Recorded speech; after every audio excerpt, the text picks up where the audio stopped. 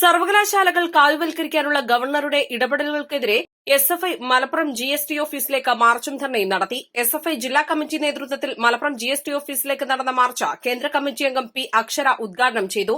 കൃത്യമായിക്കൊണ്ട് അവരുടെ അജണ്ട നടപ്പിലാക്കുന്നതിന് വേണ്ടി സംസ്ഥാനങ്ങളിലേക്ക് കൃത്യമായിക്കൊണ്ട് അവരുടെ അജണ്ട നടപ്പിലാക്കുന്നതിന് വേണ്ടിയിട്ട് RSSകാരെ തിരികെ കയറ്റിക്കൊണ്ട് ചാൻസലർമാരായിട്ട് സംഘപരിവാറിനെ കൊണ്ടുവന്നു.